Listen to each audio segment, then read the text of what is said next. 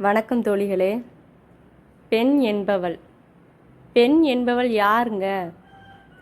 பெண் என்பவள் பூ போன்றவள், சாந்தமானவள், அன்பானவள் இப்படின்னு ஒருத்தவங்க நம்மளை பார்த்து சொல்கிறாங்கன்னு வைங்களேன், கண்டிப்பாக அவங்க நம்மளை அடக்கியால் ட்ரை பண்ணுறாங்கன்னு தாங்க அர்த்தம்.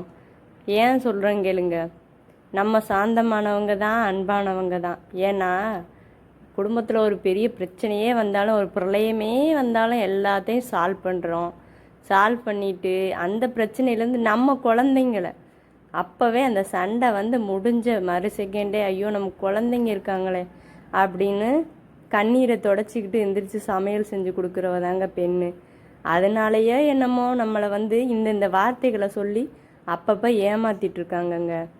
அதுவே நம்ம குடும்பத்தில் அவ்வளோ பிரச்சனையும் எல்லாத்தையும் சால்வ் பண்ண முடியாது. ஃபைனான்ஸ் ரீதியாக இல்லைன்னா நம்ம உழைக்கிறோம், நம்மளால் முடிஞ்ச அளவு ஈக்குவலாக உழைக்கிறோம். மார்னிங் குழந்தைங்கள ஸ்கூலுக்கு அனுப்பிட்டு அதே மாதிரி நைட்டு கூட மறுபடியும் எல்லாருக்கும் சமைச்சு கொடுத்து மாமியாரை பார்த்துக்கிட்டு, சில பேர் மாமியாரோட இல்லைனாலும் மாதம் பணம் அனுப்பிக்கிட்டு அவங்களுக்கு நல்லது கிட்டதெல்லாம் பார்த்துக்கிட்டு எல்லாமே செஞ்சுட்டு எல்லாத்தையும் ஃபேஸ் பண்ணிட்டு நம்ம இருக்கோங்க. ஆனால் ஆண்களுக்கு என்ன இருக்குது? சம்பாதிக்கிறாங்க, ரெஸ்ட் எடுக்கிறாங்க. அதை தவிர அவங்களுக்கு என்னங்க இருக்குது? இவங்க கொடுக்குறது 100 ரூபாயா இருந்தாலும், இல்லை 1000 ரூபாயா இருந்தாலும், 1 லட்சமாக இருந்தாலும் அதுக்கு தக்கன அதை சமாளித்து அதை மிச்சம் பண்ணி எல்லாமே பண்ணுறது பெண்கள் தானுங்க. ஏன் இது குடும்பத்தில் உள்ளதை மட்டும்தான் நம்மளால் பண்ண முடியும்னு நினைக்கிறாங்களா? இல்லைங்க, ஒரு சமுதாயத்தையே தாங்குகிற சக்தி பெண்ணுக்கு இருக்குங்க. அதை நம்ம அந்த சக்தி நம்மளுக்கு இருக்குது. அதை நம்ம வெளியில் இவங்க வந்துட்டாங்கன்னா இது எல்லாத்தையும் தெரிஞ்சுக்கிடுவாங்கங்கிறதுக்காக நம்மளை வீட்டுக்குள்ளேயே அடக்கி ஆள்றதுக்காகத்தானங்க அழகானவ நீ அது மாதிரி ஒரு கூண்டுக்குள்ளேயே நம்மளை அடைச்சி வச்சுருக்காங்க இந்த வார்த்தைகளை சொல்லி. கண்டிப்பாக கிடையாதுங்க. ஒரு நாட்டை ஆள்ற அளவுக்கு திறமை, ஒரு மாநிலத்தை ஆள்ற அளவுக்கு திறமை இருக்குது பெண்களுக்குன்னு எவ்வளவோ பெண்கள் சாதிச்சு காமிச்சிட்டாங்க. நம்ம தாங்க இன்னும் நம்ம வீட்டுக்குள்ளேயே அடைஞ்சிட்ருக்கோம். சின்ன சின்ன விஷயத்தை கூட போராடி நம்ம பெறுற மாதிரி இருக்குங்க. ஒரு சுதந்திரமாக இருக்கட்டும், இல்லை ஒரு இடத்துல ஒரு பெண்கள் அவமானப்படுறாங்க, அதை எதிர்த்து கூட நம்ம போராடி தாங்க ஒரு சுதந்திரத்தை பெற வேண்டியதாக இருக்குது. ஒரு சட்ட திருத்தம் கொண்டுட்டு வர்றதுக்கு நம்ம ரோட்டில் நின்று போராட வேண்டியிருக்குங்க. அதுவே இந்த வீட்டுக்குள்ளே இருக்கிற பெண்கள் படுற கஷ்டம். பெண்ணுக்கு பெண் இங்கே எதிரி இல்லைன்னு சொல்லுவாங்கங்க. ஆனால் நம்ம குடும்பத்தில் உள்ள பெண்களை நினச்சி பாருங்கள். அதாவது நம்ம ஃபேமிலியில் நம்ம மாமியாராகவே இருக்கட்டுமே, இந்த மாமியார் பிரச்சனையிலேருந்து மீளவே முடியாமல் நிறைய மருமகள் இருப்பாங்க. எப்படி சொல்கிறேன்னா, இப்போ எங்கள் வீட்டு பிரச்சனையே இருக்கட்டுங்க. நான் உங்களுக்கே தெரியும், என்னோடய வீடியோஸ்லாம் பார்த்துருப்பீங்க. நான் நிறையவே கஷ்டப்படுறேன். நான் அதாவது 0லேருந்து ஆரம்பித்ததுங்க என்னோடய வாழ்க்கை.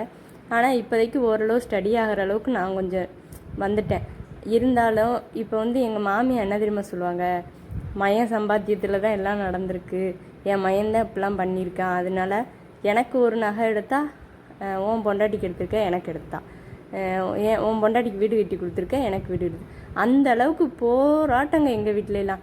அதையும் ஃபேஸ் பண்ணி நான் ஒரு ஆளாக, அதாவது இதுக்கெலாம் நம்ம உடஞ்சி உட்காந்துட்டோம்னு வைங்களேன், அவ்வளோதான், நம்மளை கீழே போட்டு மூடிடுவாங்க. அதனால் முடிஞ்ச அளவு நம்ம திறமையாக வாழணும். இல்லைன்னா ஒன்று திறமையாக வாழணும், இல்லைன்னா இந்த பிரச்சனையெல்லாம் ஃபேஸ் பண்ணி எதிர்த்து பேச தெரியணுங்க. ஓரளவு நம்ம நான் ஆரம்ப காலத்துலலாம் எனக்கு பேசவே தெரியாது. அதாவது எங்கள் அத்தை என் நாத்தனார் பேசுகிறதுக்கு அழுதுகிட்டே உட்காந்துட்ருப்பேன். இப்போ நான் திருப்பி பேசிடுவேன். இப்போ எனக்கு அந்த தைரியம் இருக்குது. அந்த தைரியம் எங்கேருந்து வந்துச்சு தெரியுமா? நான் பண்ணுற தொழிலேருந்து தான் வந்துச்சு. தொழில் ஏதாவது ஒரு கைத்தொழில் பழகிக்கங்க. அது நம்ம வாழ்க்கையை முன்னேற்றும். அது ஒரு சமுதாயத்திலேயே இருக்கட்டும், இல்லைன்னா நம்ம குடும்பத்திலேயே தான் இருக்கட்டும். அந்த மாதிரி இன்னொரு விஷயம் சொல்லிக்கிறேன். ஒய்ஃப் மாசமாக இருக்கிற டயத்தில் கூட அதாவது உடம்பு சரியில்லாமல் இருக்கிற அந்த டயத்தில் கூட ஆண்கள் கண்டிப்பாக இன்னொரு துணையை தேடி தாங்க போயிடுவாங்க.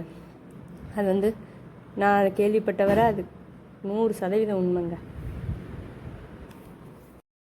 ஆண்களை மாதிரி பெண்கள் என்னதான் ஒரு ஞானி ஆனாலும், இல்லை ஒரு அவங்க மத சமயத்தை பற்றி பேசுகிற ஒரு ஞானியாக இருந்தாலும், ஒரு போப்பாண்டவராகவோ இல்லைன்னா ஒரு ஃபாதராகவோ இல்லைன்னா எந்த ஒரு சமூக தலைவியாக பெண்களை வைக்க மாட்டாங்க. அப்போ உங்களுக்கே புரியும் எந்த மதத்துலேயுமே பெண்களுக்கு வந்து முக்கியத்துவம் கொடுக்கலைன்னு. ஆனால் ஒரே ஒரு பெருமைப்படுற விஷயம் என்னென்னா பெண் கல்வி. முன்ன மாதிரி இல்லை, பெண்கள் வந்து இப்போ படித்து எவ்வளவோ முன்னேறிட்டாங்க. நம்ம பெண் குழந்தைகளை படிக்க வச்சு நம்மளால் செய்ய முடியாததை கண்டிப்பாக குழந்தைகளுக்கு சொல்லி கொடுத்து நம்ம முன்னேறுவோம். உங்களுடன் நான்.